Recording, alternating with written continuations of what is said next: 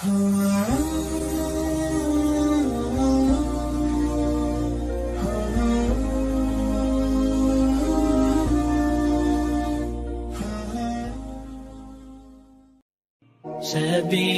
الدموع سبيل مريح تنهدى يا صاحي كي تستريح.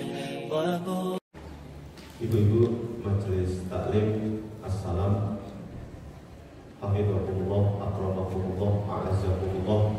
Semoga hadirin semua senantiasa dalam lindungan Allah, semoga senantiasa dalam naungan Allah, hidayah, taufik, inayah, riayah Allah subhanahu wa ta'ala.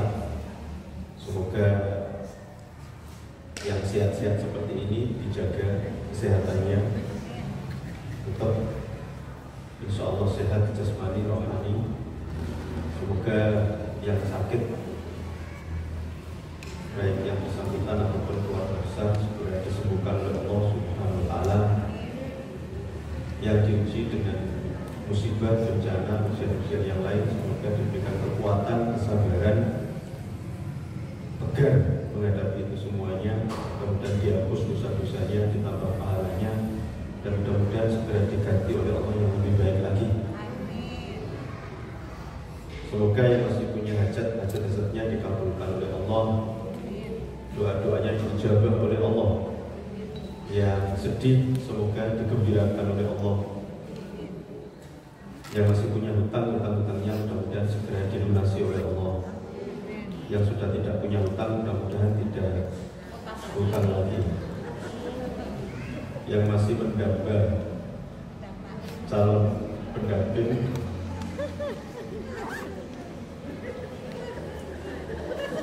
semoga mendapatkan pendamping sesegera mungkin seperti yang diharapkan, yang soleh, yang baik, yang bertanggung jawab, yang sudah mapan finansialnya, dan mudah-mudahan bisa menjalani rumah tangganya dengan sebaik-baiknya. Yang masih mendambakan anak atau cucu, semoga Allah segera memberikan anak atau cucu atau keturunan yang barangkali mengharapkan pekerjaan untuk suaminya karena sesuatu hal, atau anaknya atau ponakannya. Mudah-mudahan Allah segera memberikan pekerjaan yang diharapkan yang baik. Mudah-mudahan segala urusan kita dimudahkan oleh Allah, dijauhkan dari berbagai macam kesulitan, musibah, bencana, dan mudah-mudahan yang paling utama adalah kita dalam kondisi apapun, semoga kita masih bisa istiqomah di jalan Allah subhanahu wa ta'ala, istiqomah dalam ketaatan kepada Allah. Dan kalaupun Allah mencabut nyawa kita, mudah-mudahan kita dalam ibadah dan amal soleh meninggal dalam keadaan husnul khotimah. Dan semoga kita semuanya nanti akan dikumpulkan di surga Allah subhanahu wa ta'ala. Amin. Ibu-ibu, kita di bulan pertama Hijriah, kita di tanggal 7 Muharram.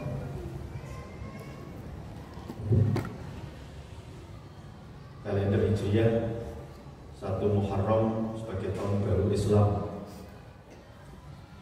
yang kadang-kadang kita banyak yang tidak tahu dan tidak menyadari, karena kita masih sering menggunakan kalender Masehi, Juli, Agustus, September. Kita kadang kurang tahu kalau nama-nama bulan Hijriah pun kadang-kadang tidak tahu. Muharram, Safar, Rabiul Awal, Rabiul Akhir atau Rabiul Tsani, Jumadal Ula, Jumadal Tsaniyah, Jumadal Akhir, Rajab, Sya'ban, Ramadan, Syawal, Dzulqa'dah, dan Dzulhijjah. Kalaupun kita tahu kadang-kadang bulan Jawa, Suro, Safar, Rejab, Suro, Safar, Rabiul Awal, Rabiul Akhir, Jumadil Awal, Jumadil Akhir, Rejab, Ruwa, Oso, Sawal, Selo, Besar.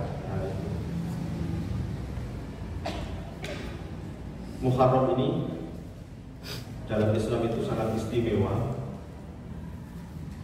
Muharram disebut oleh Allah dalam hadis Rasulullah itu syahrullah, bulan Allah. Dan kalau kita berbuat baik dilipat gandakan kebaikannya, kalau kita berbuat jelek juga dilipat gandakan kejelekannya. Hati-hati.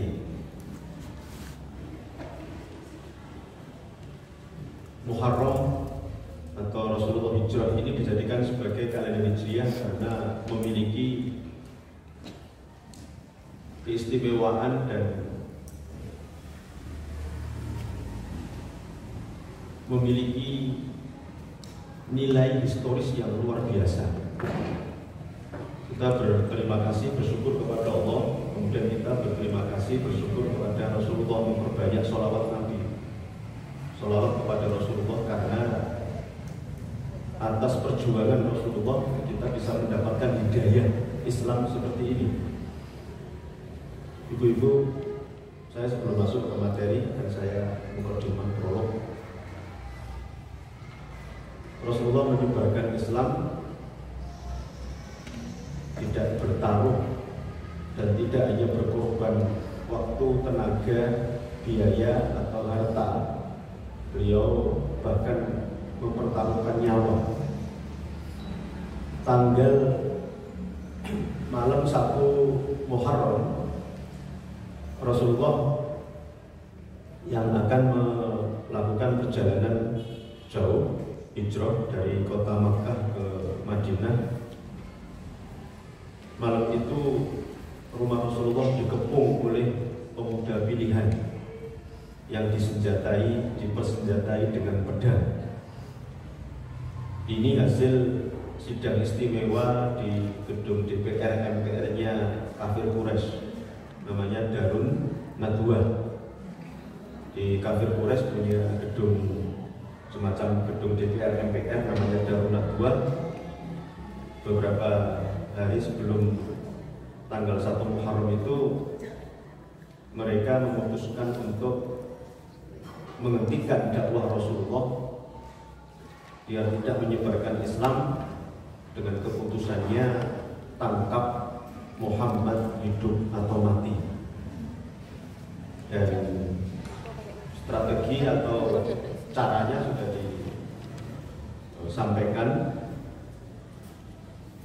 Kalau yang menangkap dan membunuh Muhammad itu satu suku atau satu kabilah, maka mereka tidak akan berani untuk melawan kalau seandainya suku dan kabilahnya Rasulullah balas dendam. Karena suku dan kabilahnya Rasulullah itu jet-set. Beliau bangsawan darah biru nomor 1, Bani Hashim, dan suku atau kabilahnya Quraisy. Makanya beliau dan keluarganya itu dipercaya untuk memegang kunci Ka'bah. Untuk menjaga Ka'bah itu diserahkan kepada keluarga Bani Hashim dan suku dan kabilah Quraisy. Akhirnya kemudian kalau gitu menangkap Muhammad harus dengan melibatkan semua suku dan kabilah, keroyokan. Kalau nanti suku Bani Hashim dan kabilah Quraisy mau balas dendam, ya dihadapi bareng-bareng begitu. Akhirnya diputuskan di Darun Nadwa itu memilih perwakilan dari suku atau kabilah itu, seorang pemuda yang paling kuat, yang paling pandai untuk memainkan pedang. Dan singkat cerita, akhirnya mereka ditugaskan untuk mengepung rumah Rasulullah. Tidak boleh ada celah yang kosong dan tidak boleh ada yang tidur, ngantuk pun nggak boleh. Diawasi terus malam itu. Rumah Rasulullah dikepung pemuda dengan rapat sekali, dengan perintah kalau Muhammad keluar dari rumahnya, tangkap hidup atau mati. Dan itu dilakukan. Bu-ibu, Al-Quran menjelaskan intan surullaha yansurkum wa yuthabbit aqdamakum. Jika kalian menolong agama Allah, berjuang untuk agama Allah, maka Allah pasti akan menolong dan membantu. Dengan kadang-kadang pertolongan Allah itu sesuatu yang di luar nalar, sampai ada yang di luar nurul, di luar nalar, dan di luar nurul itu saking nggak terpikirkan. Ketika pemuda itu semuanya kepung rumah Rasulullah, karena perintahnya seperti itu dengan imbalan yang besar. Karena Rasulullah itu disayembarakan, yang bisa nangkap Muhammad hidup atau mati akan mendapatkan imbalan 100 ekor unta. Itu kalau diuangkan ya 3 sampai 5 miliar. Itu kalau belinya di Saudi, misalnya dikirim ke Malang itu ya tambah ongkos kirim. 100 ekor unta tentu jauh lebih mahal lagi. Singkat cerita, Allah menolong Rasulullah, dan dengan sesuatu yang kadang kita tidak mengira. Bagaimana? Pemuda yang mengepung rumah Rasulullah itu dibuat ngantuk sesaat. Kalau bahasa Jawanya ngantuk saat. Siutan. Siut serentak semuanya. Katakanlah ada 50 pemuda yang mengepung rumah Rasulullah, itu semuanya dibuat ngantuk saksiutan. Rasulullah keluar, gak ada satupun yang melihat. Maka ini pun juga harus jadi perhatian, dan kita ambil sebuah pelajaran. Kalau kita berjuang di jalan Allah, Allah pasti akan menolong kita dengan cara Allah yang kadang-kadang kita tidak mengira dan menduga. Pertolongan Allah datang dengan bentuk yang seperti Rasulullah yang tadi dibuat ngantuk saksiutan. Rasulullah keluar, meskipun Rasulullah itu beliau ahli taktik dan strategi.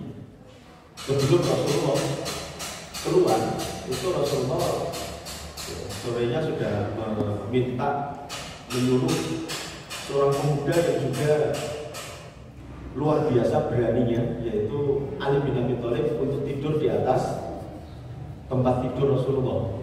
Ini taktik untuk mengelabui musuh.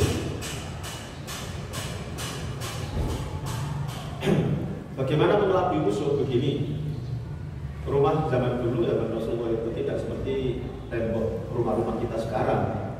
Dulu dari kayu, dan masih ada beberapa pemuda yang waktu intip ke dalam.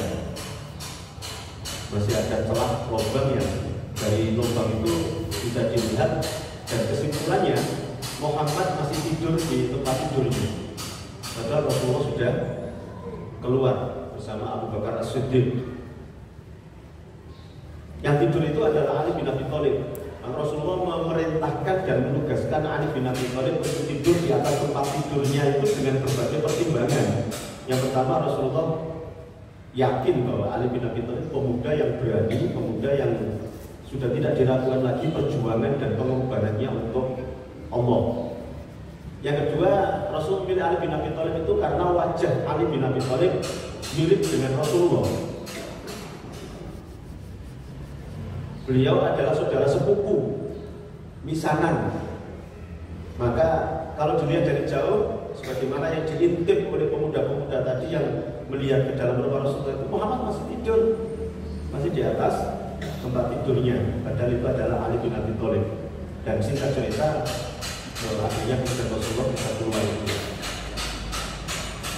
Beberapa atau hampir semua pemuda itu akhirnya kemudian di jam-jam tertentu itu karena sudah lama menunggu, dan akhirnya kemudian masuk mendobrak rumah Rasulullah. Dan ketika mereka masuk ke dalam, pada kaget, tercengang, karena yang didapati bukan Rasulullah tapi Ali bin Abi Thalib.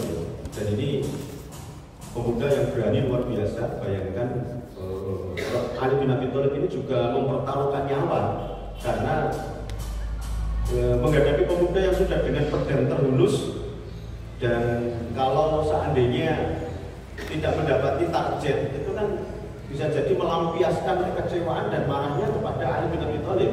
Meskipun orang Arab itu gentle, orang Arab itu kalau menginginkan misalnya membunuh seseorang, kalau targetnya nggak ada, bukan orang itu, maka nggak akan melampiaskan kepada orang lain. Beda dengan orang Malang, gitu. Misalnya mau memukul seseorang nggak ada begitu, bisa adanya, gitu. Melampiaskan kemarahan dan kekecewaannya kepada yang ada, itu. Jadi akhirnya mereka langsung bergerak cepat keluar dan mengejar Rasulullah. Jadi ini Ali bin Abi Thalib, pemuda yang luar biasa yang tadi diperintah Rasulullah karena memang wajahnya mirip dengan Rasulullah. Jadi saya ingin menyampaikan karena nanti akan ada hari Asyura ya. Ali bin Abi Thalib yang wajahnya mirip Rasulullah itu sampai kemudian untuk kelompok Syiah itu mengkultuskan Ali bin Abi Thalib, mengkafirkan Abu Bakar As-Siddiq, Umar bin Khattab, Utsman bin Affan, 3 sahabat utama Rasulullah ini itu dikafirkan oleh orang Syiah dan hanya mengkultuskan Ali bin Abi Thalib. 3 sahabat Rasulullah ini dianggap merampok jabatannya Ali bin Abi Thalib karena mestinya setelah Rasulullah wafat yang menggantikan adalah Ali bin Abi Thalib, gitu. Kenapa hanya Ali bin Abi Thalib? Karena diantara putra Ali bin Abi Thalib yang bernama Husain itu menikah dengan salah satu anak Raja Iran waktu itu, yang akhirnya kemudian ini dianggap sebagai orang istimewa. Makanya ketika ada terjadi peristiwa 10 Asyura yang mana Husain syahid, gugur, terbunuh di sebuah kota namanya Karbala, akhirnya orang-orang Syiah itu memperingati 10 Asyura yang kita dianjurkan, disunahkan untuk puasa itu dengan peristiwa Karbala. Orang-orang Syiah itu sampai akhirnya keluar, ada yang demonstrasi keluar dengan pakaian hitam-hitam sebagai tanda berkabung nasional bahkan internasional, ikut berduka cita dengan wafatnya Husain bin Ali bin Abi Thalib. Dengan peristiwa Karbala itu mereka merobek-robek baju, bahkan memukul dengan apapun yang mereka bawa, seperti sampai ada yang cacah-cacah wajah dan tubuhnya dengan pedang untuk berdarah-darah, dan itu dalam rangka untuk memperingati gugurnya, syahidnya Husain bin Ali bin Abi Thalib, dan itu dilakukan mungkin dengan nanti barangkali bisa melihat ada di berbagai video. Biasanya itu setiap tahun 10 Muharram diperingati dengan peristiwa Karbala oleh kelompok Syiah, dan itu sangat tidak benar karena Syiah ini, bahkan Syiah tidak hanya memutuskan Ali, tapi sesungguhnya Syiah juga sampai menuduh malaikat Jibril itu salah menurunkan wahyu, mestinya kepada Ali bin Abi Thalib, bukan kepada Rasulullah, karena wajahnya sama. Secara logika saja kita bisa menolak. Kalau malaikat Jibril salah, kenapa salahnya sampai berpuluh-puluh tahun? Karena wahyu itu turunnya 22 tahun, 2 bulan, 22 hari.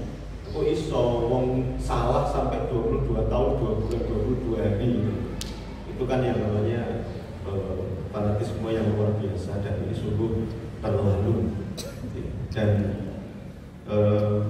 hati-hati di Malang, meskipun tidak ada peristiwa ini, karena di Malang itu masih sembunyi-sembunyi. Jadi Syiah di Malang itu tidak sofos.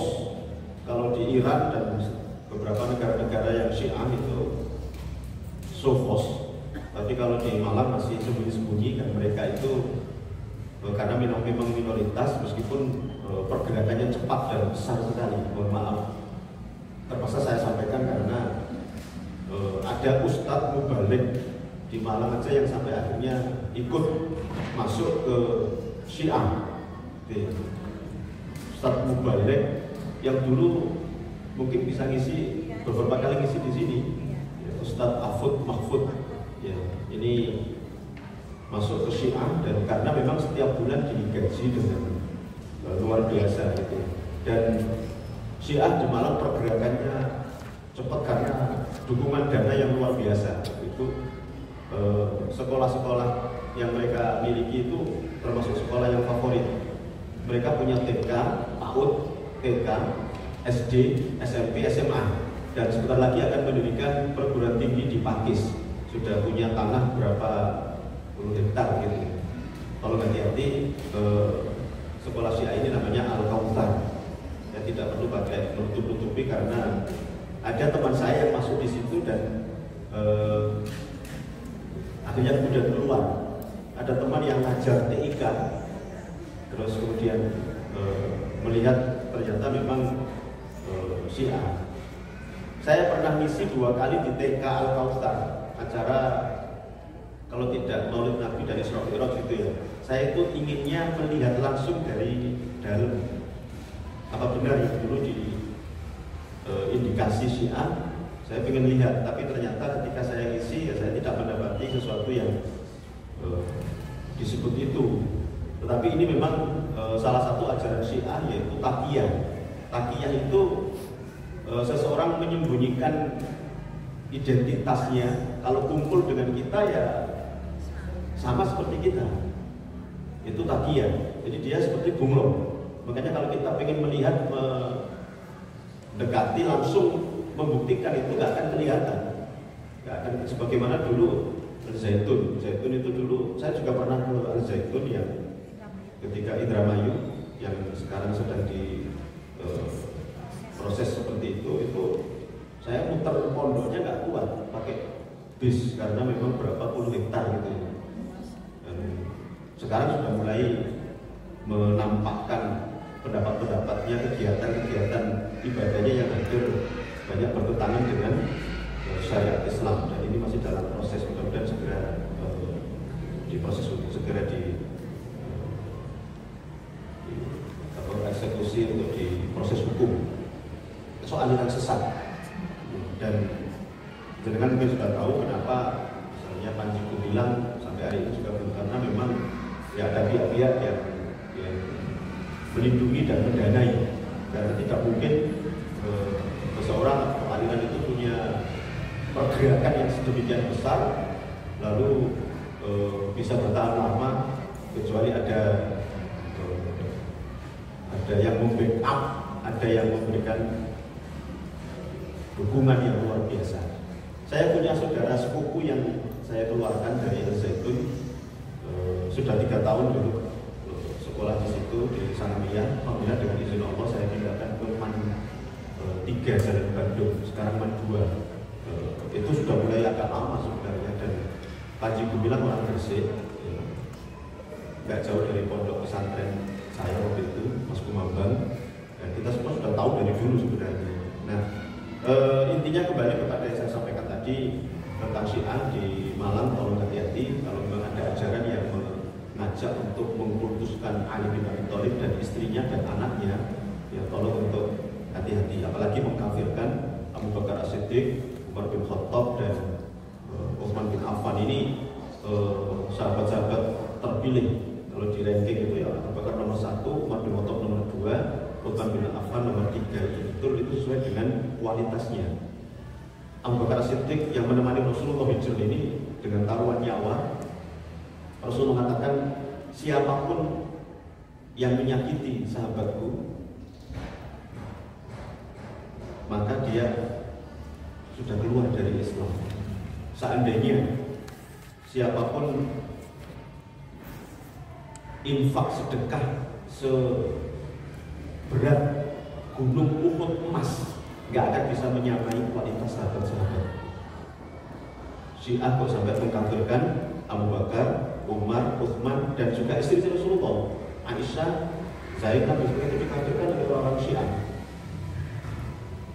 Abu Bakar sendiri Kata Rasulullah, seandainya iman manusia seluruh dunia sampai hari kiamat itu ditimbang dengan imannya Abu Bakar As-Siddiq satu orang, itu masih berat imannya Abu Bakar As-Siddiq. Ini dikafirkan oleh orang-orang Syiah. Ini kan kebong wajib. Kalau bahasa sungguh terlalu. Umar bin Khattab, ya meskipun beliau akhir masuk Islam, tapi Umar bin Khattab ini perjuangannya untuk membela Islam luar biasa.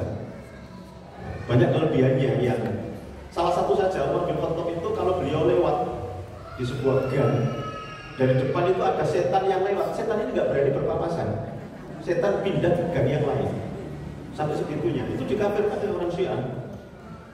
Utsman bin Affan itu konglomerat yang sampai hari ini uangnya Utsman bin Affan itu masih digunakan untuk kegiatan di seluruh dunia, termasuk kurma yang dikirimkan ke dunia itu salah satu adalah kurma miliknya Utsman bin Affan. Dan Utsman bin Affan ini sebagai pendukung dana yang luar biasa waktu itu.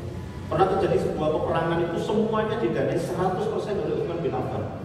Mulai dari penyediaan senjata, transportasi, mulai kuda, onta, dan termasuk akomodasi dan lain sebagainya, itu Utsman bin Affan seorang. Ini itu dikafirkan oleh orang-orang Syiah. Maka kalau hati-hati ya, di Malang sangat gencar, dan jenengan kalau misalnya didekati oleh seseorang kemudian diajak seperti itu, jangan langsung diterima. Bisa WA atau konsultasi lah, misalnya ya, setidaknya dengan saya atau apa begitu, saya insya Allah bisa memberikan konsultasi. Baik, kembali ke ketika Rasulullah keluar. Waktu itu Rasulullah tidak langsung ke Madinah melewati jalan yang biasa. Misalnya Madinah di sini, Mekah di sini, Madinah di sini. Rasulullah nggak lewat ke sini. Kenapa? Karena semua jalan ini sudah diblokade, blokir. Dan Rasulullah disayembarakan untuk ditangkap tadi. Sehingga Rasulullah kalau kemudian lewat jalan ini, ya kalau bahasa Jawanya ulo marani. Oh, hanya Rasulullah apa? Memilih jalan memutar. Dan ini bisa 3 kali, 4 kali lipat jauhnya. Dan jalan ini belum pernah dilalui oleh seorang pun. Kalau Mekah ke Madinah naik bus itu bisa sampai 6 jam. Ini Rasulullah jalan kaki dengan perjuangan yang luar biasa, taruhan nyawa. Makanya hijrah ini momentum peristiwa yang luar biasa. Kita bisa mendapatkan hidayah Islam karena perjuangan Rasulullah ini, dan beliau mempertaruhkan nyawa itu. Rasulullah keluar, dan Rasulullah tahu kalau disayembarakan itu, dan karena perjalanan dari Mekah ke Madinah butuh waktu yang lama, maka Rasulullah harus memilih tempat untuk transit, menginap dan lain sebagainya. Dulu nggak ada hotel, nggak ada guest house, Opo, Oyo, macam-macam nggak ada. Maka beliau akhirnya kemudian memutuskan untuk memilih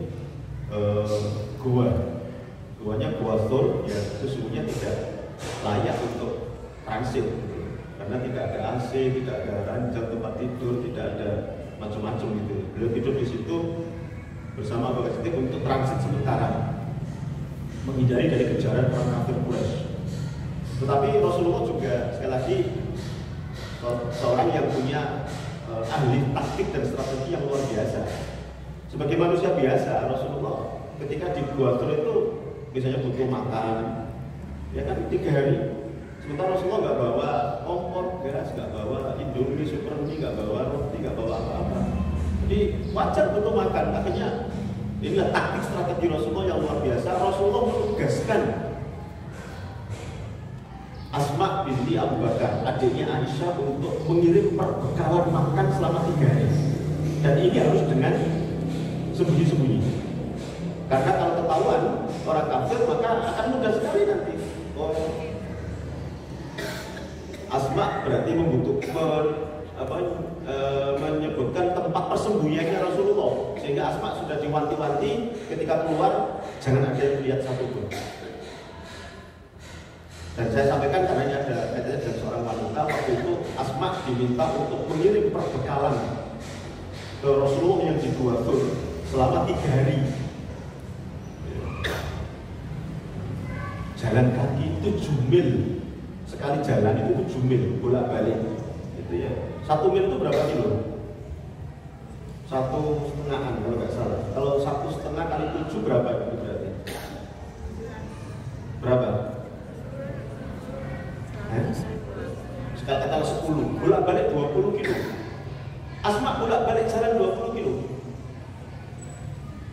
Dan itu tidak dalam kondisi yang baik-baik saja, karena waktu itu Asma binti Yazid itu hamil 8 bulan. Makanya kemudian beliau dijuluki dengan Dzatun Nitoqoin. Dzatun Nitoqoin itu wanita yang punya 2 ikat pinggang. Ikat pinggang pertama untuk mengikat makanan, katakanlah di ransel gitu ya, di termos atau di makanan yang di pokoknya tempat wadah itu. Diikat di situ. Ikat pinggang yang kedua, ikatan yang kedua itu untuk mengikat perut kehamilannya. Makanya beliau dijuluki Dzatun Nitoqoin, wanita yang punya 2 ikatan. Ini yang saya sampaikan semua tolong dicatat, karena nanti bulan depan akan saya tanya satu persatu. Yang tidak bisa jawab nanti berdiri di depan sampai pelajaran selesai. Gak ada yang datang. Saya itu punya dosen yang seperti itu, kalau terlambat atau nggak bisa jawab itu suruh berdiri di depan. Ngantuk itu pernah ada teman itu yang saya punya dosen namanya Dr. Ahmad Al-Khotam dari Sudan, ngajar usul fikih. Itu kalau ada anak yang ngantuk itu marahnya luar biasa, suruh berdiri di depan sampai pelajaran selesai. Padahal dia sudah nikah, sudah punya anak, suruh berdiri di depan.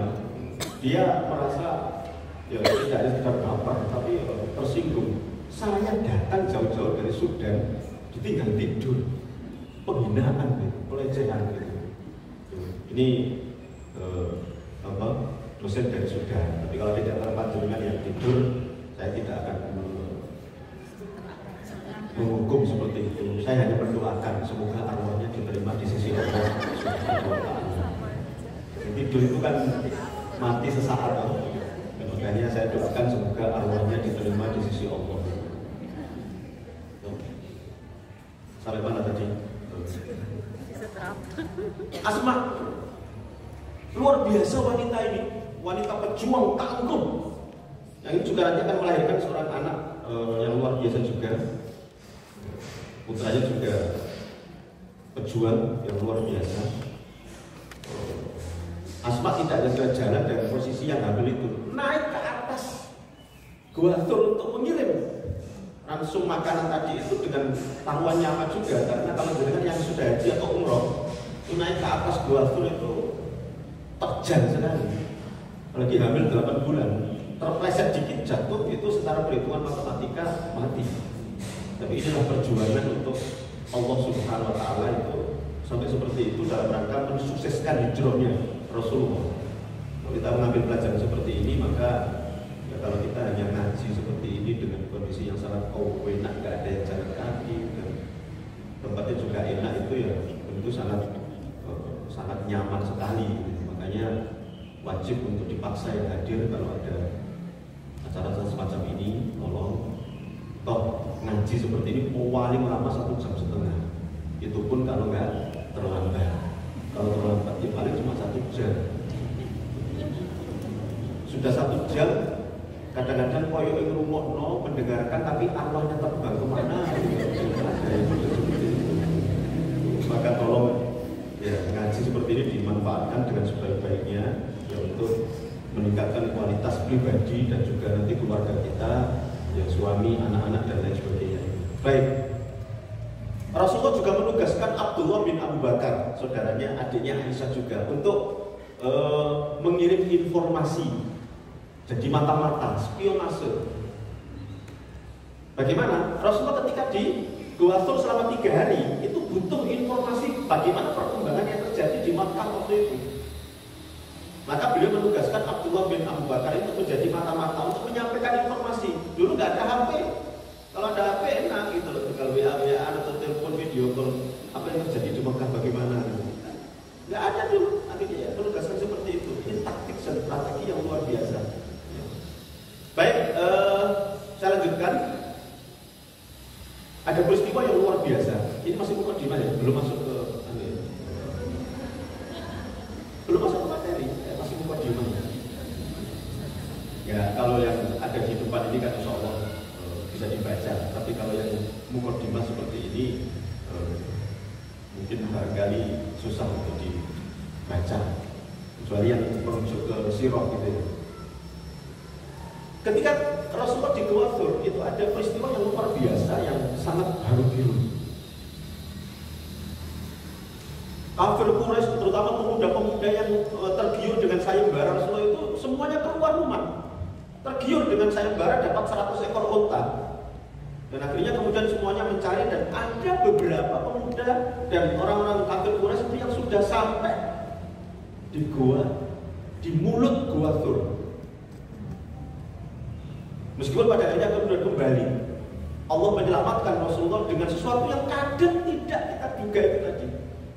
Mulut Gua Thur itu ditutup oleh Allah dengan sarang laba-laba dan sempurna, tidak ada satupun yang terputus.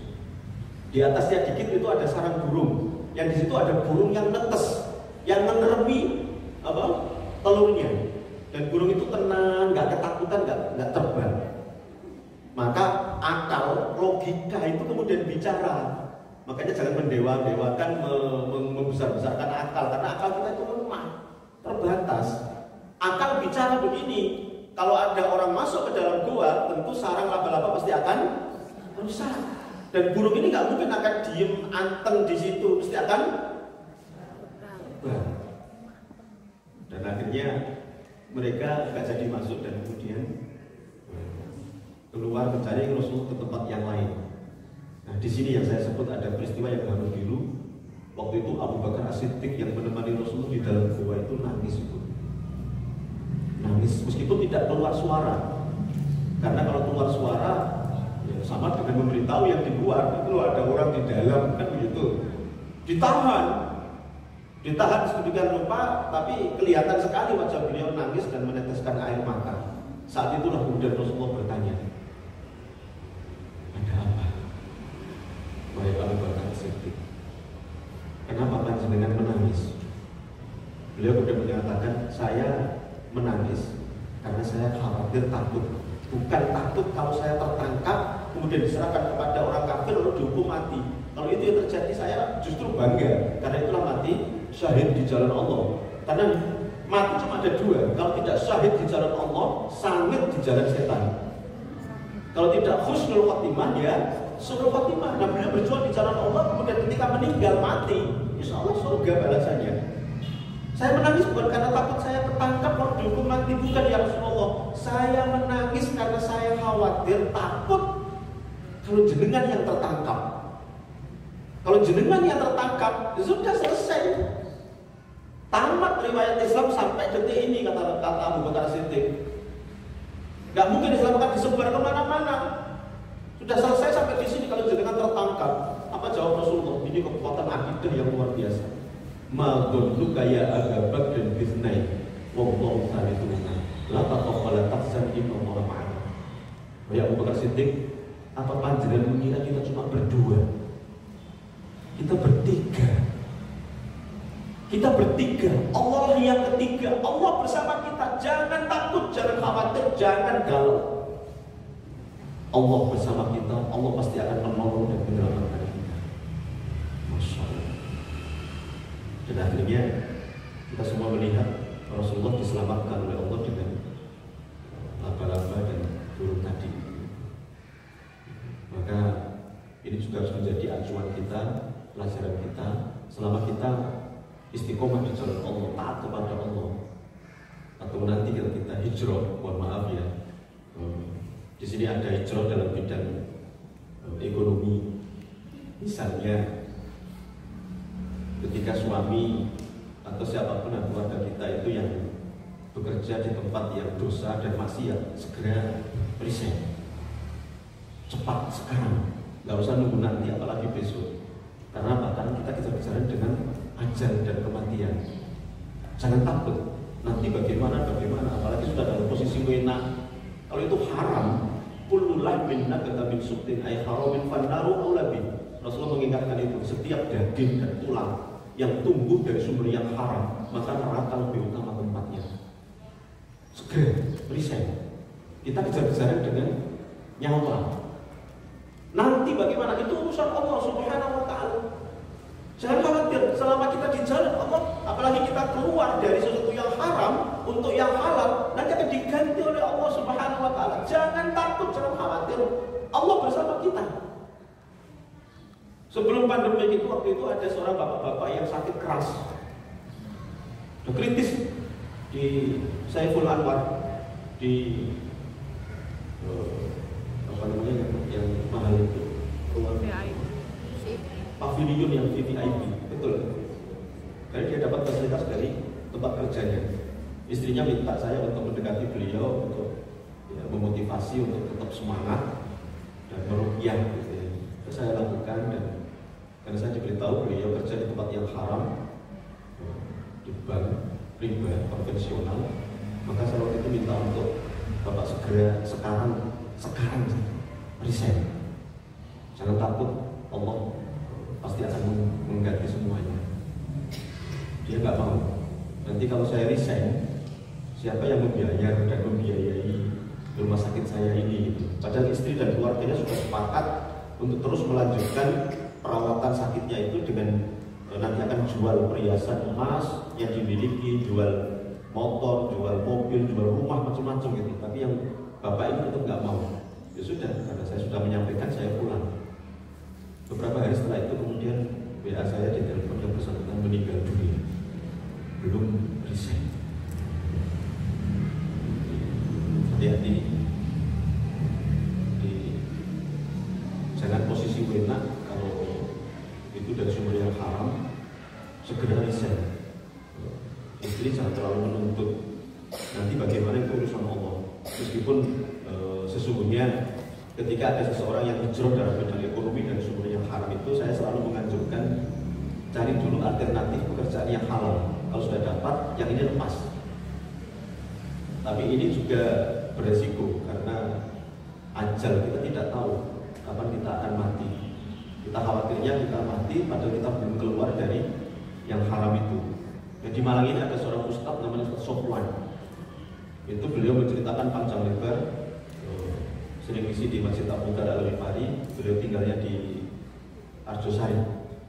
Beliau mantan orang nomor 1 bank di Denpasar, Bali. Beliau ketika paham ini semuanya langsung resign. Istrinya sudah dikondisikan, anaknya sudah dikondisikan, tapi keluarga besarnya nggak ngerti dan semuanya pada kaget, marah gitu. Sampai itu nggak waras kan? GOBLOK, BODOH. Saya nggak bisa mengeja. Dengan mungkin yang bisa mengeja itu Ustadz Sofwan di GOBLOK kan keluarganya, BODOH. Kita nggak boleh ngomong goblok dan bodoh, itu nggak boleh. Ya kan nggak boleh. Ya nggak boleh ngomong goblok, bodoh itu nggak boleh. Lah iya, nggak boleh. Itu kasar, nggak punya akhlak mulia. Jadi bos kajung enggak. Jadi saya kan memberikan contoh. Jadi Ustadz Sofwan ini di GOBLO kan keluarganya, di BODOH kan keluarganya.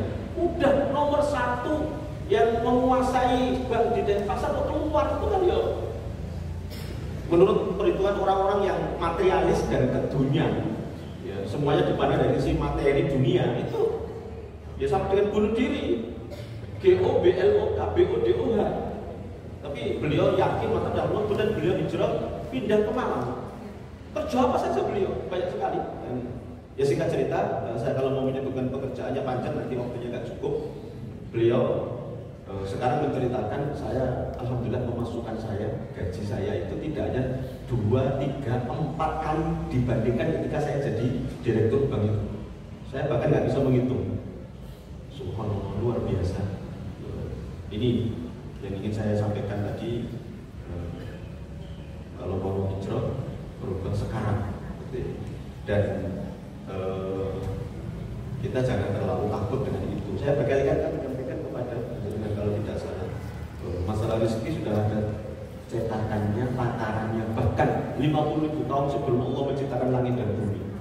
Jangan kalah sama burung, jangan kalah sama cicak. Burung itu kalau lapar, udah keluar cari makan, ketika kenyang Allah pulang. Burung nggak pernah ketika mencari rezeki lalu kemudian bawa kresek, bawa gelangsing.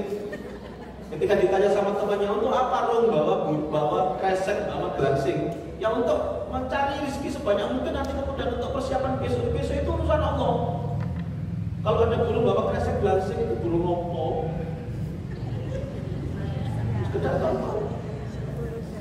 Burung nggak pernah khawatir, takut, ngenes, stres, depresi. Enggak. Di rumah nggak ada apapun persiapan, nggak ada apapun simpanan makanan, sembako macam-macam. Rumahnya cuma segitu. Tawakal burung yang luar biasa kepada Allah, yakin bahwa Allah akan memberikan itu rezeki yang insya Allah baik. Jadi kita tidak usah khawatir. Cicak itu binatang yang tidak punya sayap, tapi hampir semua makanannya bersayap. Nggak ada cicak yang protes demo bagaimana cara menangkapnya. Itu urusan Allah. Kan fakta bicara, cicak-cicak di dinding diam-diam merayap.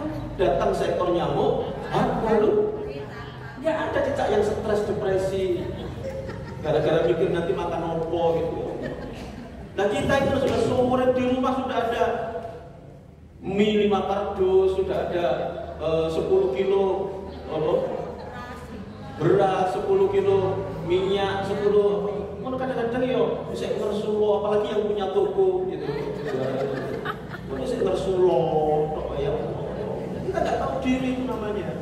Kita punya Allah yang maha segala-galanya, jangan khawatir.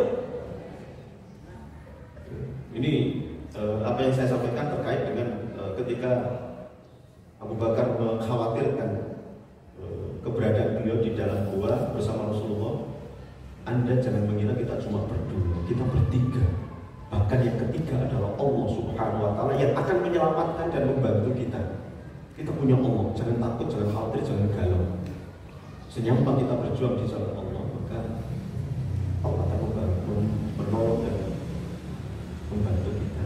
Jangan melihat prejengan saya seperti ini, nggak ada prejengan orang kaya. Memang saya orang tua, saya dulu nggak bisa kuliah kecuali pakai beasiswa dari Libya, misalnya. Singkat cerita, Allah memberikan keistimewaan kepada saya. Saya sudah dipanggil haji oleh Allah 4 kali, nggak bayar satu sepeser. Bahkan saya dibayar, nggak perlu nunggu sampai 30 tahun. Besok berangkat. Ini tolong ya, kalau ingin hijrah, terutama dalam bidang ekonomi, keluarga yang haram-haram, nyerempet-nyerempet itu sudah berhenti aja, jangan khawatir. Banyak sekali di Malang ini banyak modal beli split 5.000 jadi tukang parkir itu aja sudah lumayan. Kalau satu sepeda kan 2.000, kalau satu hari 200 sepeda itu sudah 400.000. 400.000 kalau satu bulan itu sudah 12 juta. Gampang hitung. Loh iya tahu, modal cuma berapa harga split kalau tukang parkir itu. Ya Allah Pak, menurunkan harga dan martabat suami, kerjanya apa? Tukang parkir itu. Jangan ditulis tukang parkirnya kalau ditanya orang gitu. Manajer perusahaan transportasi. Ya sekedar contoh. Rasulullah kemudian keluar, singkat cerita, waktu yang sangat singkat. Ini saya masih mukadimah ya, belum masuk ke pembahasan inti. Tenang aja, kuat-kuatan antara yang ngomong dengan yang mendengarkan. Rasulullah kemudian keluar menuju Madinah. Pemuda yang tergiur dengan sayembara tadi masih terus mencari. Ada satu orang pemuda yang bernama Suraqah bin Malik. Suraqah bin Malik tahu dari depan sana itu Muhammad sama Abu Bakar. beliau Suroqah naik kuda, ngejar. Ketika sudah dekat dengan Rasulullah, kuda yang dinaiki terpelanting jatuh dan Suroqah terjerembab ke tanah. Rasulullah jalan aja, gak masalah dengan yang mengejar di belakang. Suroqah bangkit lagi, naik lagi, mengejar lagi. Ketika mendekat dengan Rasulullah, jatuh lagi terjerembab dengan kudanya. Bangkit lagi sampai yang ketiga. Setelah itu ketika jatuh untuk kali yang ketiga, Rasulullah mendekat. Suroqah, sesungguhnya aku bisa membalas untuk aku akan bunuh kamu saat ini juga. Kamu yang tadi niat nangkap saya dengan segala kekuatan sampai yang tadi, saya sekarang bisa dengan kelemahan sampai sekarang saya tidak berdaya. Saya bisa membunuh sampai saat ini juga, tapi saya tidak akan melakukan itu. Saya tidak ada dendam. Saya maafkan kesalahan sampean, pulang aja ke Mekah. Tapi kamu jangan cerita kalau kamu ketemu dengan aku di sini. Semoga nanti Allah akan memberikan hidayah kepada sampean, dan suatu saat nanti sampean akan memakai mahkota kerajaan Romawi. Alhamdulillah dengan izin Allah, Suroqah setelah itu kemudian beberapa tahun itu masuk Islam, dan beliau benar-benar memakai mahkota Kaisar Romawi pada zamannya Umar bin Khattab radhiyallahu anhu. Rasulullah kemudian masuk ke Madinah, dan beliau di gerbang kota Madinah di kota namanya Quba. Kemudian beliau berhenti sebentar untuk membangun masjid namanya Masjid Quba. Dan Rasulullah ke dalam. Ketika Rasulullah masuk ke Madinah itu disambut oleh umat Islam Madinah yang luar biasa, dengan sambutan yang luar biasa. Pertanyaannya, ketika Rasulullah hijrah ke kota Madinah, kok sudah ada umat Islam di Madinah? Kira-kira atas jasa siapa yang dakwah ke sana? Rasulullah beberapa bulan sebelum itu sudah menugaskan, ini namanya duta besar pertama Rasulullah ke Madinah, seorang pemuda bernama Mus'ab bin Umair. Ibu-ibu, Mus'ab bin Umair ini ketika di Mekah bersama Rasulullah, ikut masuk Islam bersama Rasulullah. Mus'ab bin Umair ini pemuda yang kaya raya, ganteng, pemuda yang kaya raya, anak tunggal semata wayang, anaknya konglomerat. Saking kayanya, Mus'ab bin Umair terkenal dengan parfum bau Mus'ab, karena dia, keluarganya itu langsung booking di pabrik parfum yang tidak boleh dijual untuk yang lain. Sehingga ketika misalnya dari jarak berapa meter datang misalnya ke masjid ini, itu sudah tercium bau Mus'ab akan datang. Dan ketika Mus'ab kemudian keluar pergi meninggalkan masjid, itu sudah tercium barusan Mus'ab ada di sini dan meninggalkan. Itu saking kayanya. Sekarang kan nggak ada yang seperti itu. Siapa yang bisa booking pabrik parfum dengan kualitas yang seperti itu? Itu di booking sendirian, nggak boleh di. Dan ketika Mus'ab kemudian mendapatkan hidayah ikut Rasulullah, itu ibunya memberikan ultimatum. Ikut aku, ibu, kamu nanti akan mewarisi semua kekayaan ini untuk sampaikan anak tunggal, melanjutkan konglomeratnya, kayaannya. Tapi tinggalkan ajaran Muhammad, balik lagi ke ajaran kafir. Mus'ab bin Umair di ultimatum seperti itu. Atau milih ikut Muhammad dengan agama Islam tapi putus hubungan. Mus'ab bin Umair memilih ikut Rasulullah, dan sejak itu kemudian putus hubungan dengan keluarganya bersama Rasulullah. Dan singkat cerita, Rasulullah kemudian menugaskan Mus'ab bin Umair untuk berdakwah di kota Madinah, dan inilah cikal bakal yang menjadi nyambut kedatangan Rasulullah itu, dan akhirnya kemudian Madinah menjadi Islam dan menjadi negara Islam atas jasa Mus'ab bin Umair. Meskipun suatu hari ketika Mus'ab bin Umair itu meninggal, ibu-ibu, ada peristiwa yang sangat luar biasa juga. Rasulullah menangis karena ketika akan dimandikan, ketika akan dikafani, itu Rasulullah melihat Mus'ab bin Umair tidak punya kain kafan yang cukup, saking miskinnya. Ketika kain kafan di atas ditarik ke atas untuk menutupi kepala, kakinya kelihatan. Ketika ditarik ke bawah menutupi kakinya, kepalanya kelihatan. Rasulullah menangis.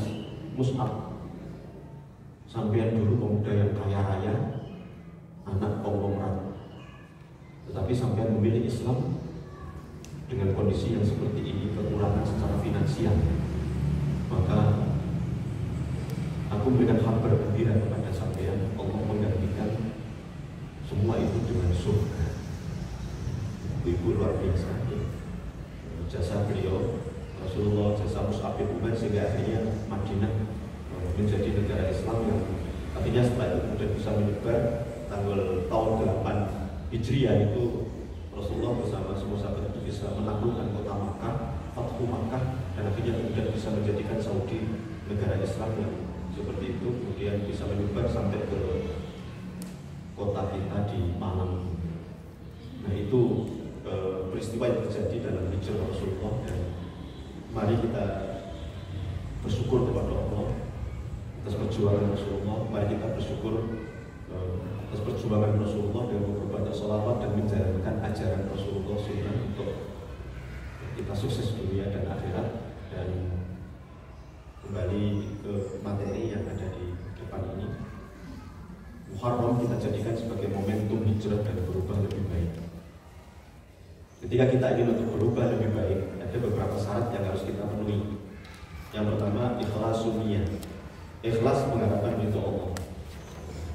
Wa ma tumiru illa liya'budullaha mukhlishina lahuddin. Kalau hadisnya innamal a'malu bin ya wa innamal likulli imrin ma nawa. Faman kanat hijratuhu ila Allahi wa rasulih fa hijratuhu ila Allahi wa rasulih. Wa man kanat hijratuhu lidunya yusibuha aw imra'atin yankihuha fa hijratuhu ila ma hajara ilaih. Ini hadis ini ada di Arba'in Nawawiyah atau dalam kitab Al-Wafi, syarahnya Arba'in Nawawiyah nomor 1, bisa dihafalkan. Innamal a'malu binniyat, sesungguhnya amal tergantung niatnya. Wa innamal likulli imrin ma nawa, dan seseorang mendapatkan sesuatu dari apa yang diniatkan. Faman kanat hijratuhu ila Allahi wa rasulih, barang siapa yang hijrah berubahnya karena mengharapkan ridho Allah dan Rasulnya, dia akan mendapatkan ridho Allah dan Rasulnya. Wa man kanat hijratuhu lidunya yusibuha aw imra'atin yankihuha fa hijratuhu ila ma hajara ilaih. Barang siapa yang hijrahnya karena dunia, mencari kedudukan dunia, fasilitas dunia, ya dia nanti cuma akan mendapatkan itu. Awim imra'atin yankihuha, atau seorang wanita yang akan dinikahi, maka dia akan mendapatkan itu. Artinya kalau hijrahnya bukan karena Allah, ya dia akan mendapatkan itu. Asbabul wurudnya hadis ini adalah waktu itu ada seorang wanita sahabiah yang dilamar oleh seorang laki-laki, tapi laki-laki ini kafir. Wanita ini mau menerima dengan syarat sampean masuk Islam itu sebagai mahar, plus maharnya adalah sampean mau hijrah bersama Rasulullah dan saya nanti ke Madinah. Dan itu dilakukan oleh pemuda ini. Dan akhirnya kemudian dijuluki sahabat ini dijuluki dengan Muhajir Ummu Qais. Wanita itu bernama Ummu Qais yang dinikahi oleh seorang laki-laki yang masih kafir, tapi menerima lamarannya dengan syarat maharnya adalah masuk Islam plus hijrah bersama Rasulullah ke Madinah. Makanya dijuluki dengan Muhajir Ummu Qais. Ini asbabun nuzul dari hadis Rasulullah ini. Maka ketika kita mau berubah menjadi lebih baik, rajin ke masjid, rajin ini itu, jangan ada pencitraan dunia. Maksud saya misalnya karena suaminya mau akan ada pemilihan ketua RT, lalu kemudian rajin ke masjid, terlalu kecil ya. Belum tentu nanti akan terpilih, tapi yang pasti sudah dosa karena itu musyrik, syirik kecil setidaknya. Iya, semua itu syirik kecil. Maka kalau kita berubah menjadi lebih baik, maka karena Allah semata. Dan memang harus seperti itu. Yang kedua, iradah qawiyah, kemauan kuat untuk berubah menjadi lebih baik. Dan itu dari diri kita sendiri. Kemauan kuat dari diri kita sendiri untuk berubah menjadi lebih baik. Orang lain, ustadz, mubalik, atau bahkan motivator yang memberikan motivasi support agar agar kita mau berubah, itu perannya cuma 10%. 90% tergantung kita. Misalnya, nanti malam jam 2 saya akan bangun untuk sholat malam. Udah ke kamar kecil, pipis misalnya. Akan wudhu untuk sholat malam atau tidak wudhu lalu kemudian kembali ke kamar untuk tidur, tergantung siapa? Ya, kita sendiri. Kita yang akan menentukan mau bangun apa. Padahal sebenarnya sholat tahajud itu nggak banyak, nggak lama. Kita bisa ngambil yang minimalis 2 rakaat tahajud, witir 1 rakaat. Yang 2 rakaat tahajud wal asr sama dulu, yang witir inna atau inna. Tapi menurut gue gak mudah. Oh wabah. Ini iradah qawiyah, kemauan kuat. Mohon maaf ya, ada yang mau hijrah untuk berhenti merokok. Berhenti merokok, ada yang bilang gak bisa, berat. Itu sesungguhnya karena kemauan kuat dari diri sendiri gak muncul. Seandainya ada kemauan kuat, insya Allah bisa. Wong dulu sebelum merokok juga gak merokok. Iya kan? Ketika puasa Ramadan dari subuh sampai maghrib juga nggak merokok, ya bisa. Kenapa susah untuk berhenti merokok? Saya punya nenek yang kakek ya dulu merokok, kakek saya dulu merokok. Tapi mau berhenti itu lalu dengan perjuangan berat. Dulu saya menyebut merek ya. Kalau mau pengen merokok, ketika berhenti itu langsung ngemut pagoda pastiles sama Milton itu. Ngemut itu. Alhamdulillah bisa berhenti. Mau kuat dari diri sendiri. Kalau kemudian dia bertanya bagaimana, apakah ada doa untuk itu? Ada doa sebenarnya. Waktu itu ini doa yang mujarab. Ada jamaah haji yang tanya kepada seorang ustaz waktu itu yang minta tolong dong, saya dikasih doa untuk bisa berhenti merokok. Dia nyari di Quran juga nggak ada, hadis juga nggak ada. Akhirnya kemudian beliau punya kreativitas. Baca aja begini. Kalau pengen berhenti merokok, Allahumma larang merokok, Allahumma larang merokok, Allahumma larang merokok. Baca aja terus itu. Alhamdulillah dengan izin Allah mujarab. Mohon maaf ini saya sampaikan mudah-mudahan di antara jenengan suaminya tidak ada yang merokok. Kalaupun ada, maka doa itu nanti jenengan sampaikan ya. Allahumma, langsung hafal loh. Gak sulit itu, doa paling mudah dihafal itu. Allahumma, larang merokok. Baik. Yang ketiga, as-sidqu. Kalau mau berubah harus benar.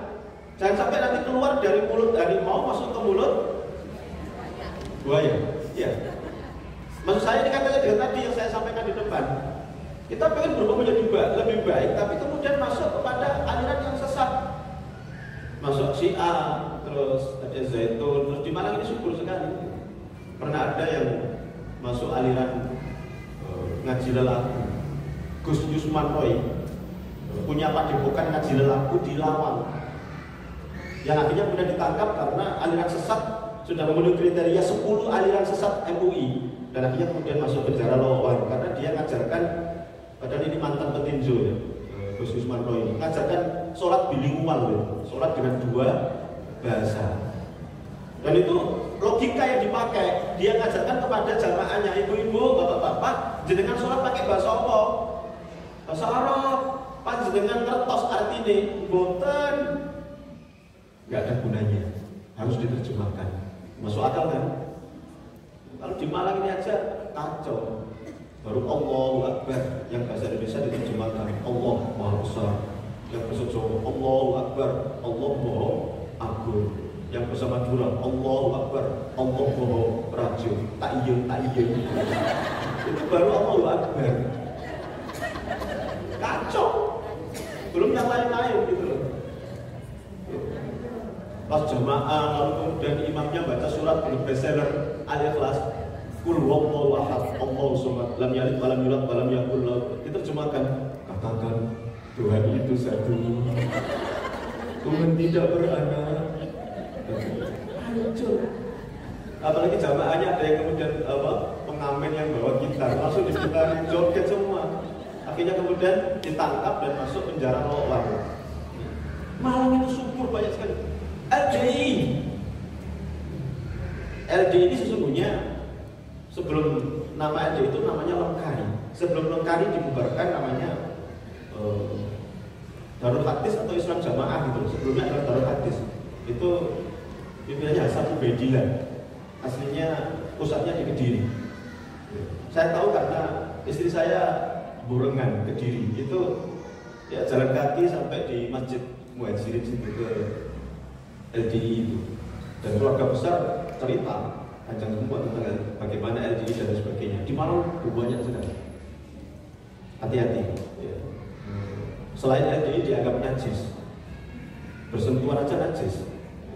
Sholat di masjidnya nanti dipel. Majelis Ulama Indonesia memberikan perintah kepada semua dari pusat sampai bawah, tidak boleh ada satupun pengurus yang dari LDI. Saya kebetulan di MUI Kota Malang, Komisi Fatwa. Kalaupun ada maka harus segera keluar. Sebenarnya MUI seluruh Indonesia sudah mengedukasi LDI untuk kembali ke jalan yang benar. Maka kalau hati-hati, jadi jangan asal kelihatan berpenampilan seperti syekh lalu kemudian kita jadikan sebagai ustaz gitu. Meskipun pakai apa namanya kayak Pangeran Diponegoro, terus pakai gamis, berjenggot. Saya pernah lihat di pasar besar itu seperti itu.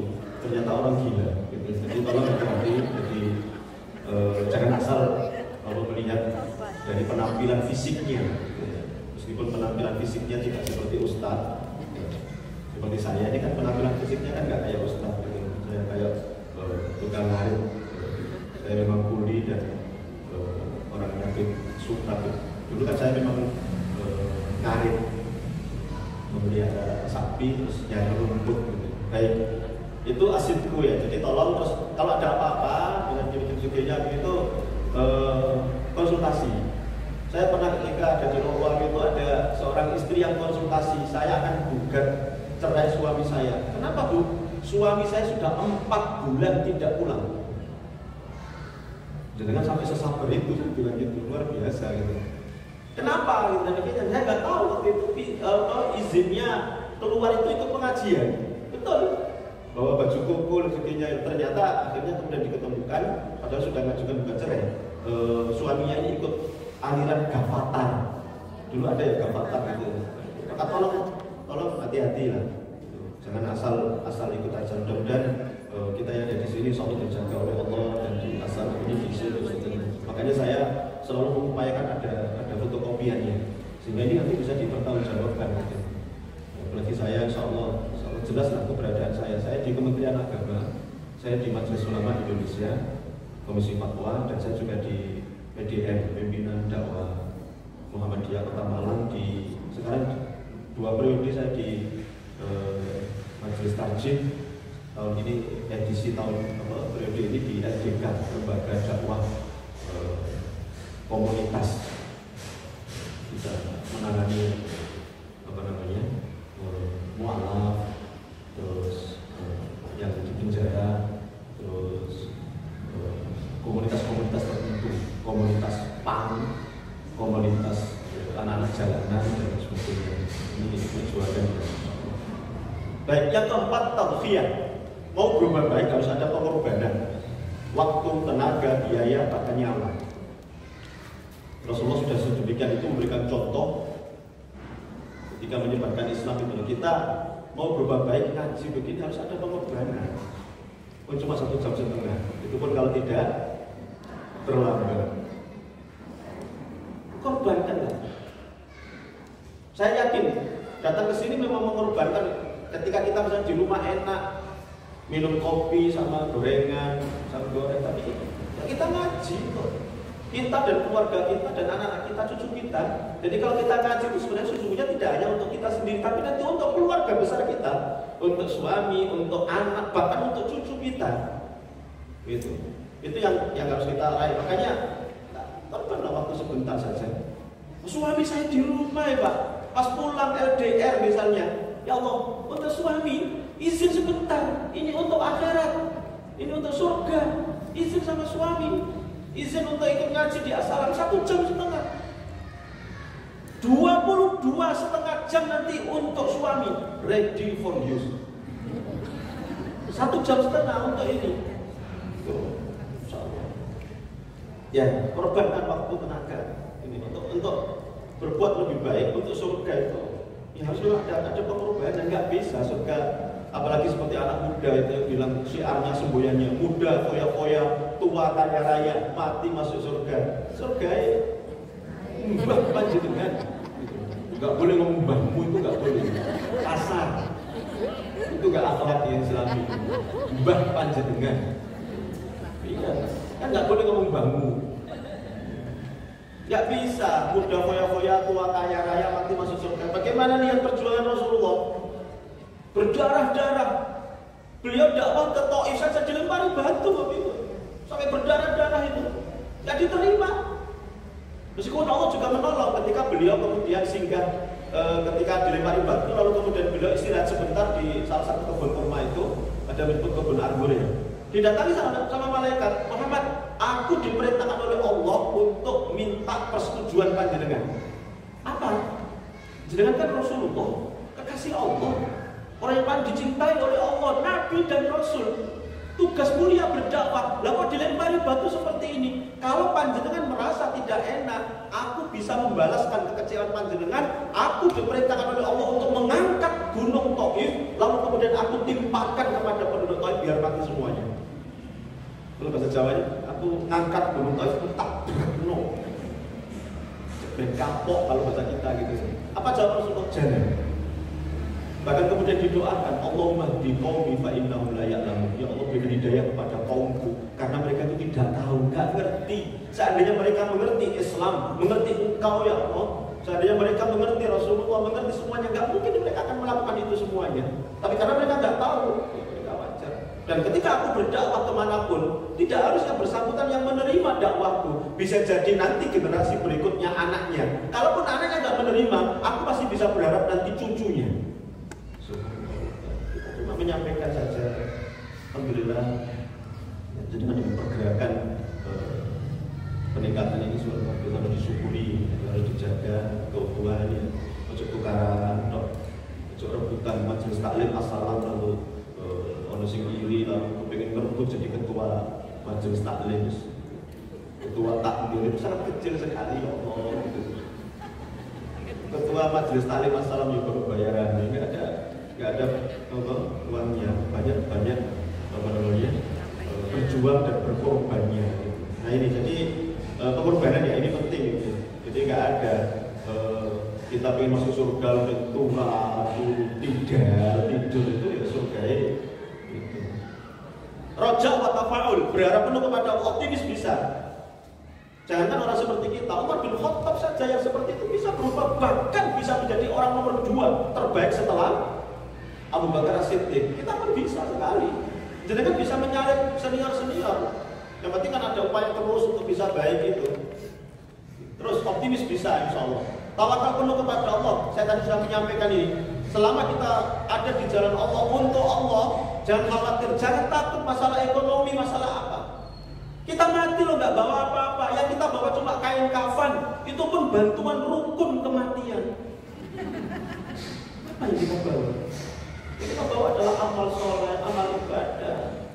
Jangan terlalu membesar-besarkan dunia. Kalau nggak kerja di situ nanti nggak makan, kata siapa? Kalau nggak utang, nggak riba, nggak bisa beli rumah, kata siapa? Saya punya rumah 2 nggak riba sama sekali. Kalau nggak riba, kalau nggak utang bank nanti nggak bisa beli sepeda motor, nggak bisa beli mobil. Saya wallahi tidak utang bank. Saya bisa punya sepeda motor, saya punya mobil. Allah sudah mengendaki, innama amru idza arada syai'an ay yaqula lahu kun fayakun. Kan banyak orang yang alasan seperti itu. Kalau nggak kredit, kalau nggak utang bank, apa mungkin kita bisa beli rumah? Bisa, saya punya rumah 2. Nggak utang belas sepeser pun, riba, bank. Allah Maha Kaya, jangan takut, jangan khawatir.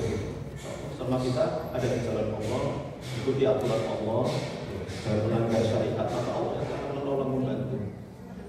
Saya punya sepeda motor 3, nggak ada satupun yang utang bank. Sekedar contoh, jadi saya tidak untuk saya sombongkan karena memang saya backgroundnya orang tidak mampu, saya orang kecil. Saya SMP SMA itu naik suket. Ketika lulus SMA saya bilang ke bapak ibu saya pengen kuliah. Bapak ibu sudah ngomong nggak ada uang, nggak ada biaya, sudah nggak usah sekolah, kerja saja. Saya tipe yang tidak gampang menyerah. Saya nyari-nyari sekolah yang bisa memberikan beasiswa.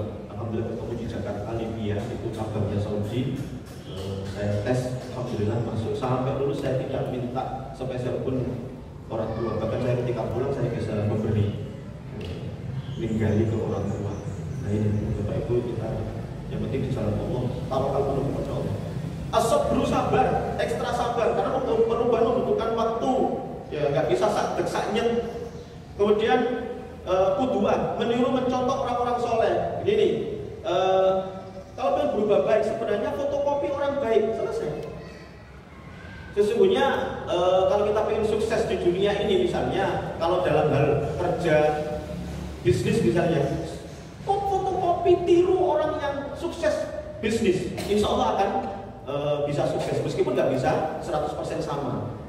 Walaupun kadang-kadang ada yang bahkan lebih sukses daripada yang kita tiru, kita contoh. Maka kalau kita pengen sukses, kita tiru orang yang paling berhak untuk kita tiru, yaitu Rasulullah dan para salafus saleh.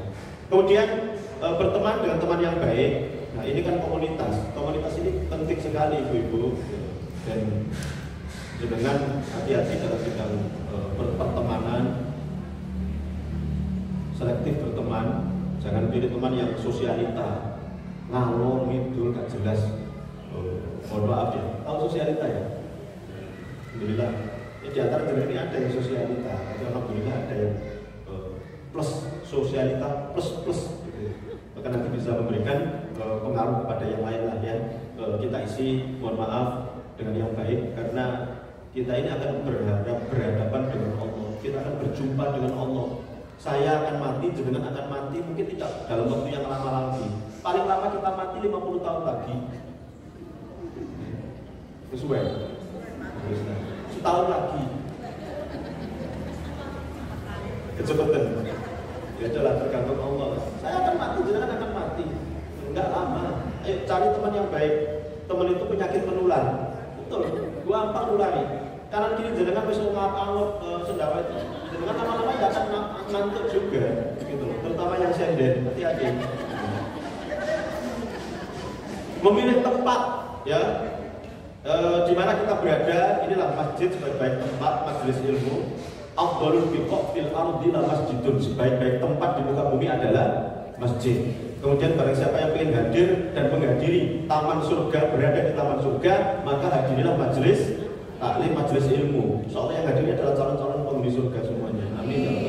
Harus dijaga ini, harus perjuangan ya. Insyaallah. Aktiflah dengan kegiatan yang mengarah kepada kebaikan. Ini aktivitas. Kemudian tadarus bertahap tadi, nggak bisa sak-saknya. Terus libatkan diri menjadi anasirut takdir, agent of change, agen perubah. Karena saya misalnya mengajak orang untuk berbuat baik, itu saya orang pertama yang harus mengerjakan itu. Saya mengajak orang untuk meninggalkan yang jelek, saya harus orang pertama yang meninggalkan itu.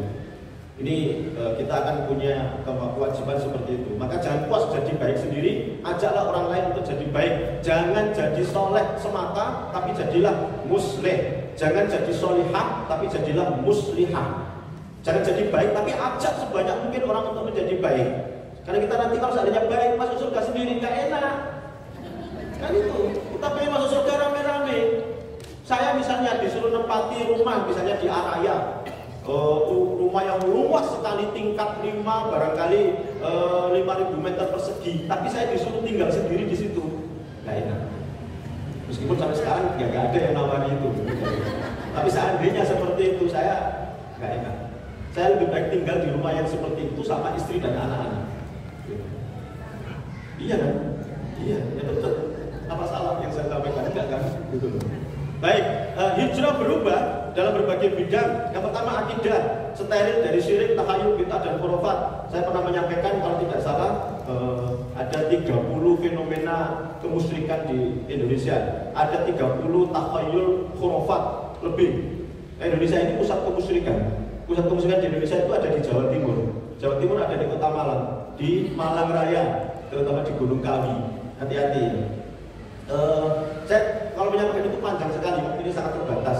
Satu contoh saja, sampai detik ini Malang yang religius dan agamis itu masih kental dengan percaya Nogodino. Bulan ini dianggap bulan siang, padahal bulan adalah bulan apa? Muharram. Dalam Islam itu selain bulan Ramadan, ada 4 bulan yang dimuliakan oleh Allah. Dzulqa'dah, Dzulhijjah, Muharram, Rajab. Orang Jawa Dzulqa'dah itu selo, sial, makanya nggak ada hajatan. Selo Dzulqa'dah itu habisnya Syawal, Syawal selo itu. Ini orang Jawa, dan ini nggak benar. Ini bulan dimuliakan oleh Allah. Selo katanya kesesalan barang Allah. Na'udzubillah. Kemudian besar Dzulhijjah, kemudian Suro, ini bulan ini dianggap sial. Dan ini sebenarnya adalah tradisi Hindu dan Buddha ya. Kemudian satunya lagi adalah Rajab. Kalau kita masih menganggap ada hari atau bulan yang itu bulan sial, kita tidak punya adab dan tidak punya etika sama Allah. Kenapa? Karena kita langsung menjas, memvonis Allah lah yang membuat hari bulan itu jelek. Padahal semua hari adalah baik. Hati-hati, ini sudah masuk muslim gitu. Maka jangan khawatir ya kalau kita mau mengadakan bulan nanti akan begini, itu namanya sugesti. Kalau mengadakan bulan hajatan atau bulan nanti kemudian rumah tangganya enggak harmonis, romantis, sakinah. Siapa yang menjamin ketika kita mengadakan nikah pada bulan Dzulhijjah lalu kemudian sakinah mawaddah warahmah? Nah ini yang harus kemudian kita pegang nanti ya. Tolong ini yang pertama harus berubah.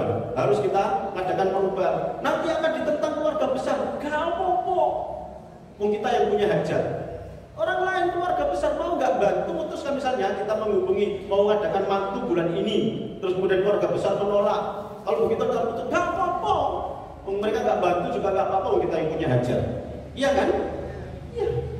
Itu harus kita robah ini. Mari. Sampai sekarang nggak ada. Bulan Idul Adha besar. Itu di satu kecamatan saja misalnya kalau subuh itu satu hari kadang-kadang ada nikah sampai 15-20 satu hari. Bulan ini satu bulan Suro itu yang nikah 5 orang. Itu pun kadang-kadang karena faktor karena nikahnya terpaksa. Kenapa? Sudah hamil duluan dan sudah hamil 8 bulan. Kalau nunggu nanti bulan mulut keburu lahiran, nggak punya bapak katanya. Ngeri. Masih percaya gini. Dalam bidang ibadah, ayo lebih rajin kuantitas dan kualitasnya. Dalam bidang akhlak, lebih baik ucapan ataupun perbuatannya kita jaga. Apalagi pada suami, ojo ngomelan, ojo nyentaan suami, dosa, durhaka. Apalagi suami yang sudah agak tua-tua, jantungan sekali sentak mati. Hati-hati ya. Suami yang jenengan yang cuma satu, tiada duanya itu kalau di wet-wet, ojo disentak itu. Sentak pisan mati, ini mati nangis, ya Allah Pak, jenengan mendahului aku. Lalu ini saya urut di sentaki, sudah mati di tangisi. Makanya kalau digaris bawahi, kalau sudah tiada baru terasa kehadirannya sungguh berharga. Ada riwayat Om Rahman. Saya hafal karena depan saya itu ada orang jual pangsit yang setiap malam nyetel putar itu. Tapi ya Allah, ternyata ya itu enggak, saya tidak mengajak untuk menghafalkan lagu ya. Jadi saya dengar sendiri dan hafal dan saya renungkan. Memang betul kita itu menghargai seseorang kalau orang itu sudah tidak ada. Kroso gitu. Saya itu menghargai istri saya berpisah dengan istri saya 1 hari sama dengan 24 jam. Loh iya kan? Apa yang salah? Loh iya kan?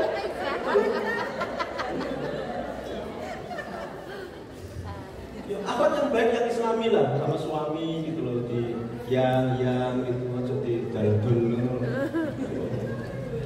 Ini sekedar contoh, mau bahas itu panjang sekali. Dalam bidang keluarga, nah ini juga kaitannya lebih sakinah warahmah, perhatian kepada istri, kepada suami, kepada anak-anak juga disintai toh, manggil anak saya pesek gitu.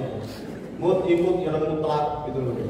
Alhamdulillah ya, anak kita muliakan karena itu titipan Allah ya, bukan milik kita tapi miliknya Allah ya, jangan disia-siakan, jangan disikapi dengan jelek. Dalam bidang ekonomi saya sudah panjang tadi ya, dalam bidang pendidikan jangan menyekolahkan anak di sekolah non muslim. Ini saya tulis karena saya sering mendapati anaknya orang Islam disekolahkan di sekolah Sang Timur, Baing, terus Dempo, Kor Yesu. Ya Allah, ada yang akhirnya kemudian pindah agama Kristen. Salah siapa? Orang tuanya. Kebuacut. Kita sekolahkan anak di sekolah Islam itu aja tidak ada harapan, belum ada jaminan anak kita jadi anak yang soleh. Yang mau disekolahkan di sekolah Kristen alasannya nggak bayar, gratis, maju apanya? Nanti kita akan jadi bingung. Anak kita diajari di sekolahnya seperti itu. Kita orang tua mengajarkan anak kita mau makan bismillah. Di sekolah diajari mau makan haleluya. Anaknya bingung mau makan halilintar gitu. Ini malah tambah bingungkan anak. Tolong ya hati-hati. Fatwa Majelis Ulama haram hukumnya kita menyekolahkan anak di sekolah non muslim. Jangan dilakukan itu. Intelektualitas dan kesehatan, ya semakin tua ini tolong jaga kesehatan, apalagi ibu-ibu nggak boleh sakit. Minta sama suaminya untuk menyiapkan 4 sehat 5 sempurna. Kalau nggak ada ya sudahlah, 3 sehat 4 sempurna. Kalau nggak ada ya seadanya, yang penting sehat. Yes. Sosial kemasyarakatan, saling silaturahim seperti ini penting. Ya jangan eksklusif. Ya kita ini tidak ajaran Islam. Rasulullah lebih baik jenengan membaur kepada masyarakat, meskipun ada kekurangan kejelekannya itu jauh lebih baik daripada jenengan tinggal di hutan, tinggal sendirian sama Tarsan. Itu kata Rasulullah. Baik, dakwah lebih aktif. Ya kalaupun kita tidak bisa bicara, tidak bisa ceramah, dakwah tidak harus ceramah. Apa? Ini misalnya fotokopi kemudian kirim ke grup, sudah dakwah. Nggak harus ceramah, nggak harus pidato. Baik, kemudian dalam bidang persatuan dan kesatuan umat, terutama di tahun politik ini, tolong ya, kalau bisa nggak usah tukaran kalau ada perbedaan partai politik. Yang penting kita upayakan semaksimal mungkin sepemahaman kita. Mari kita pilih kalau partai politik ataupun nanti calon presiden macam itu yang insya Allah membela Islam, karena di negara kita ini kan sistemnya voting. Meskipun kita baik jadi anggota Dewan, DPR, macam-macam, tapi kalau cuma sedikit, mesti akan selalu kalah dengan voting. Maka mari kita perbanyak, mudah-mudahan kita nanti mendapatkan pemimpin yang baik, yang membela Islam. Mudah-mudahan ke depan insya Allah kita dan keluarga kita pun juga semakin berkualitas. Itu barangkali yang dapat saya sampaikan, karena waktu yang sangat terbatas. Kurang lebihnya mohon maaf. Walaupun subhanallah wa bihamdika asyhadu an la ilaha illa anta astaghfiruka wa atubu ilaik. Assalamualaikum warahmatullahi wabarakatuh. الله ربي والإسلام ديني ومحمدا رسول الله